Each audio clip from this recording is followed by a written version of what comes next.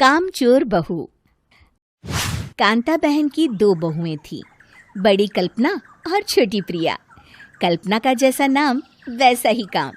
सारा दिन कल्पनाओं में रहती, ना कोई काम करती ना कोई धाम।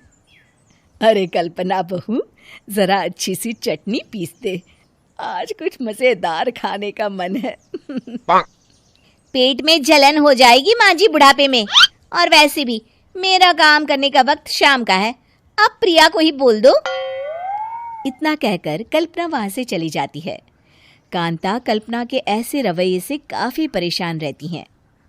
मैं बना देती हूँ माँ चटनी, ऐसा बोलकर प्रिया माँ को चटनी बनाकर प्लेट में खाने को देती है कि तभी वहां कल्पना आ जाती है। अरे वाह चटनी, जरा चक्कर तो देखूं, बड़े दिन हो गए। अरे नहीं बहू, तू तो रहने ही दे चटनी खाना, पेट में जलन हो जाएगी।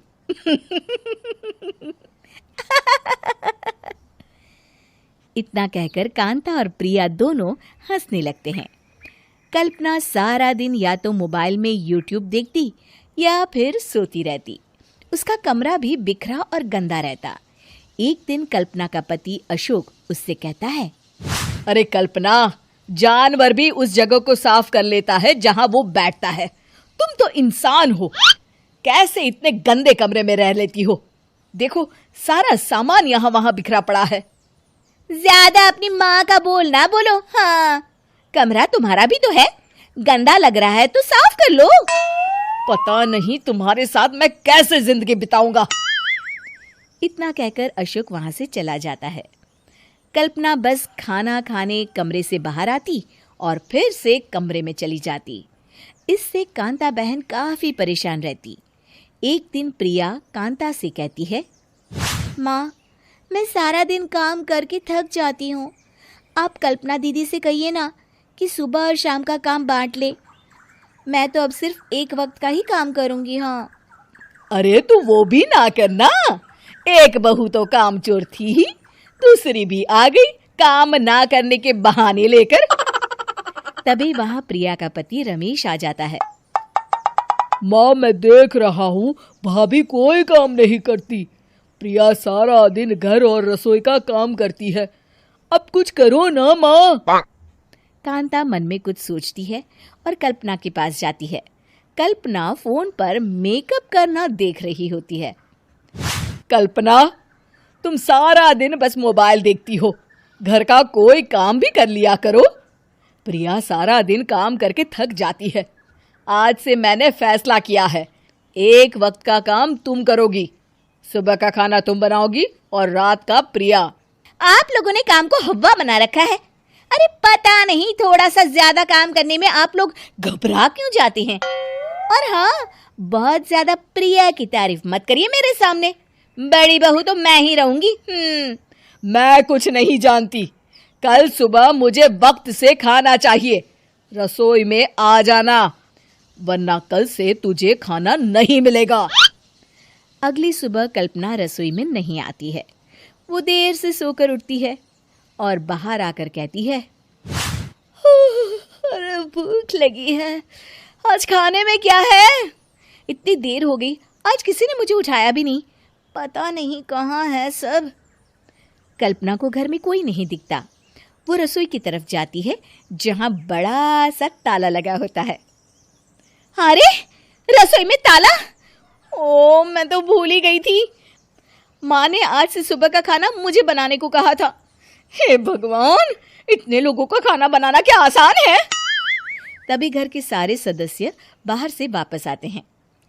वाह माँ जी, मजा आ गया छोले भटूरे खाकर। मेरे मुंह में तो अभी भी स्वाद आ रहा है।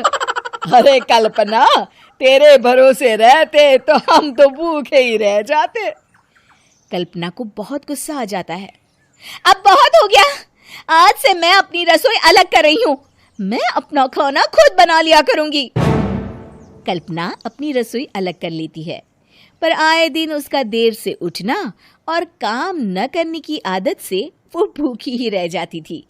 उसी के सामने घर के लोग अच्छे अच्छे पकवान खाते और कामचोर कल्पना को जैसे तैसे ही खाना बनाकर खाना पड़ता। पर एक दिन तो हद ही हो गई। माँ, दीदी आज सुबह से कमरे से बाहर नहीं निकली, हमें जाकर देखना चाहिए। सो रही होगी काम चोर कहीं की, पर तुम कहती हो तो चलो देख लेते हैं उसे। कल्पना कमरे में पेट पकड़कर बैठी होती है। हाय मेरा दर्द पेट दर्द के मारे मर रही हूँ मैं।